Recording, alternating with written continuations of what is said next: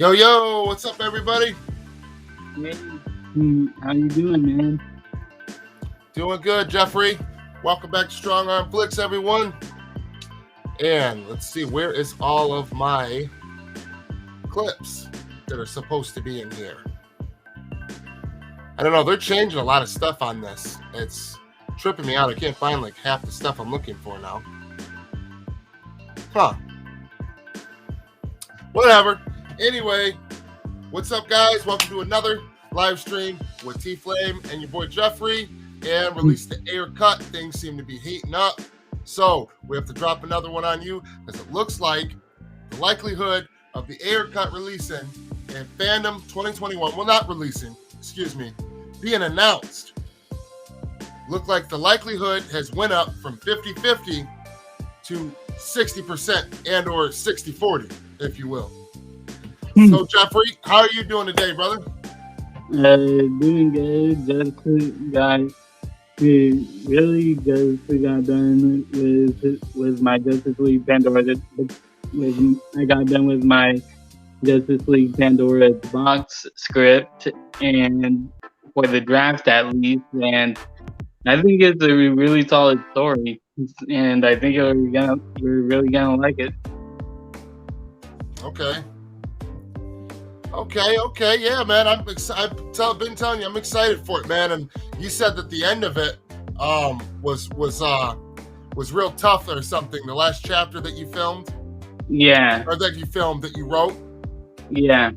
Yeah, I've been trying to keep up with some of the posts about it, and yeah, man. Whenever that's pretty exciting stuff for people that are really into that, and I'm excited to see what you got, man.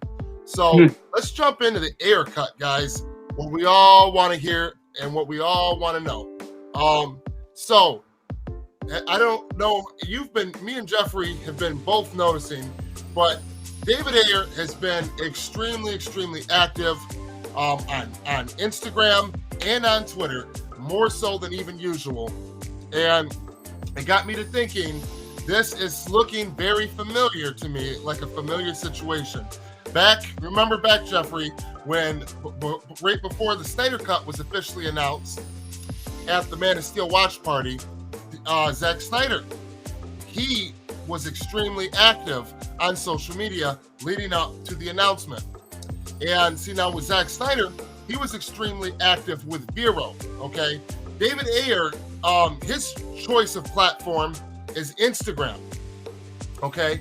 They both post on both, but if you want all the good stuff, you've got to jump over to, Vero was that, and with David, it's Instagram. To see the parallels, okay? Yep. Also, anything pertaining to the Ayer Cut itself, never before seen footage from the movie, when he drops it on Instagram. For the most part, he does put it on Twitter too, but it's usually on Instagram. Is that right, Jeffrey? Yep. Yep. And so let's get into it. Share screen. All right, audio should be off, so there should be no echo. All right, so now see where we're at now. We jump over to Twitter. This is where's it at? We showed this last time.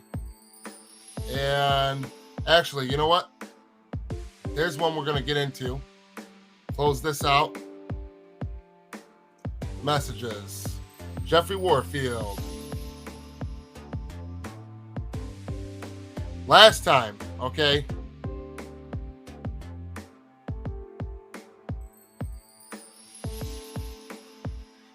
We went over this. All right? David Ayer posted, I can respect any person who can put their ego aside, say I made a mistake, apologize, and I am correcting the behavior, okay? Very sus. All right? Mm-hmm. This is the big one. This is the big takeaway. We went over this last time as well. It's already on the way. Rest your mind. To me, after that post, there's really need not be any more confirmation. In my mind, I could be wrong, but I'm pretty freaking sure. Ayer Cut is coming to Fandome 2021. As far as, okay, and the chances of that is just went up 60%. or not went up, is went up another 10% from 50-50 to 60-40. Right here now, I want to get into some of this. This is the most recent, all right? And I'm just going to jump over here because it's already here.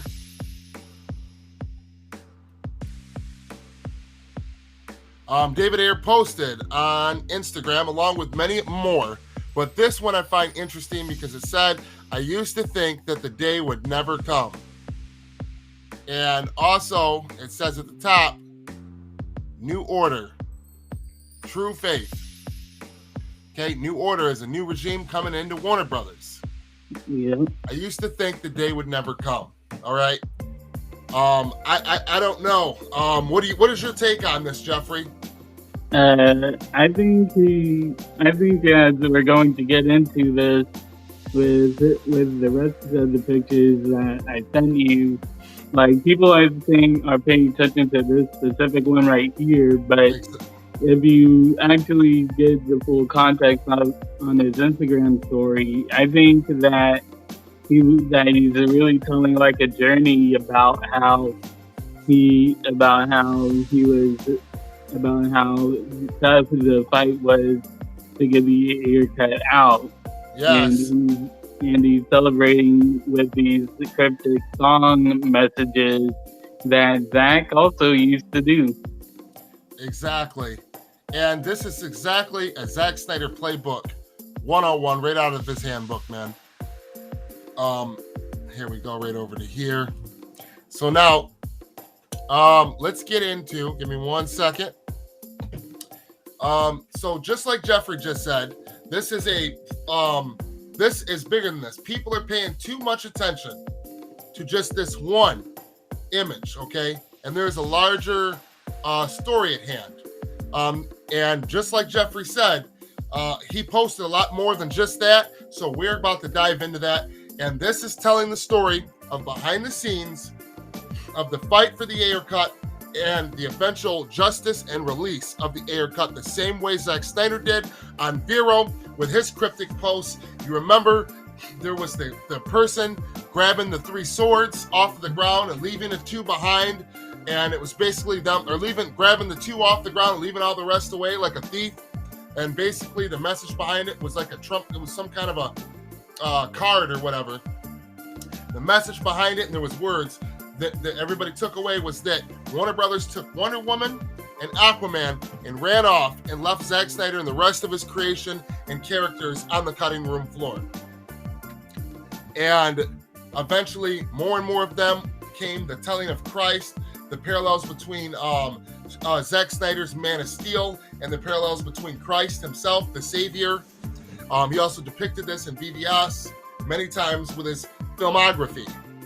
So now let's jump over and see the rest of these, which everybody has missed, because some of these David Ayer takes right down immediately. Okay, let's jump off of this and jump off of this. And let's get into it, Jeffrey. Okay. And this is courtesy of our boy Jeffrey Warfield, Ultimate Detective, on the scene.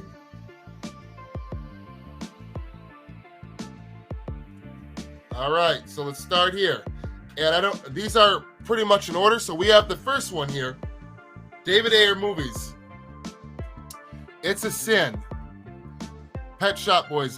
When I look back upon my life, and if you look and notice, this is very Ayer Cut-esque. Yeah.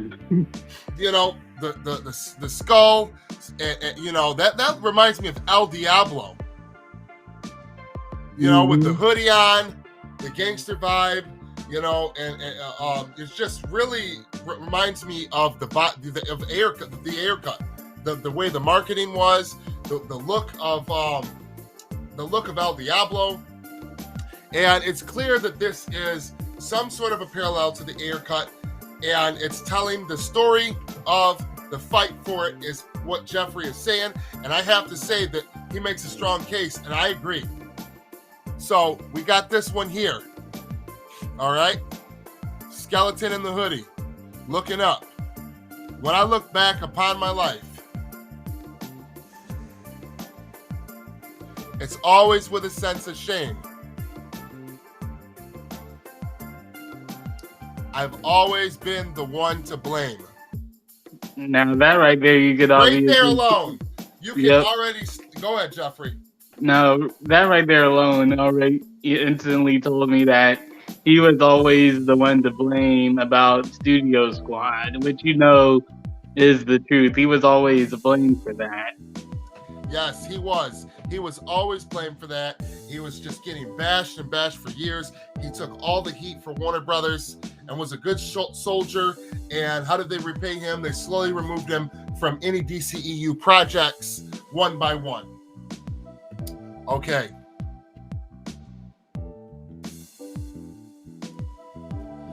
My mind is tired.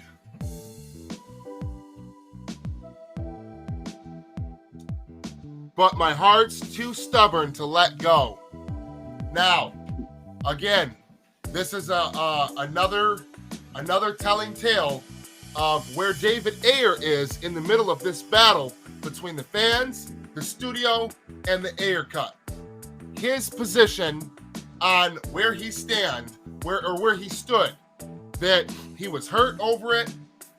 His heart was hurt, but he was too stubborn to just let it go. Therefore, he couldn't stop answering the fans' calls for it. He couldn't bring himself to stop talking about it.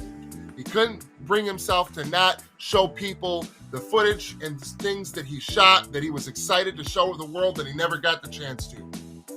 Does that sound about right, Jeffrey? Yep. Now we get into it. The next set. In this here, I'd see delight in the shade of the morning sun.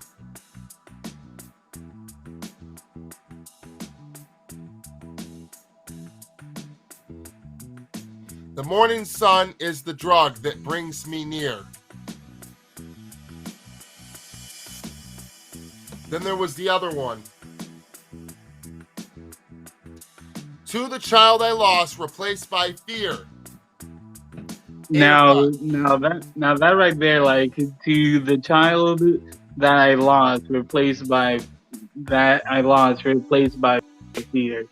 To me, I think the child that he's talking about is the Ayer Cut, because most artists really think of their art as really their own child, as their baby, and it was lost because of the fear of the studios of Warner Brothers, because they were afraid that it wouldn't make any money. And the fact that David Ayer actually himself said a long time ago that the Ayer Cut scared the shit out of the Warner Brothers executives at the time, yes.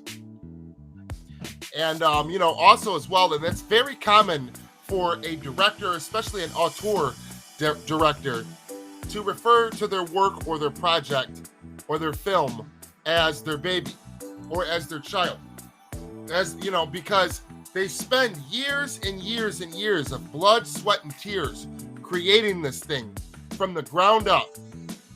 And, to us, it's a wham, bam, one and done thing. And we just get to enjoy it and see it. We don't have to put in all the hard work. We don't have to put in the blood, sweat, and tears. We don't have to make the compromises they make. None of that shit. They do. And they spend years and years so that one day we can see one single project. And that was his baby. That was his child. And that is what he is referring to, cryptically, of course, right, in this post. All right? This one right here, I don't think that anything else needs to be said. This can be completely understood.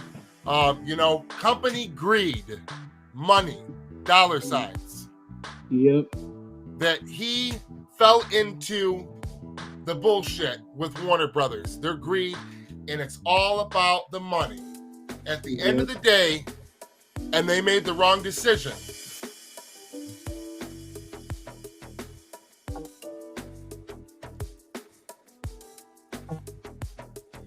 Toy soldiers at the top is what it's Yep. underneath this.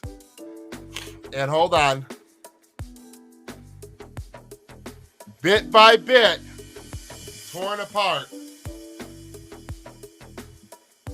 We never win, but the battle rages on.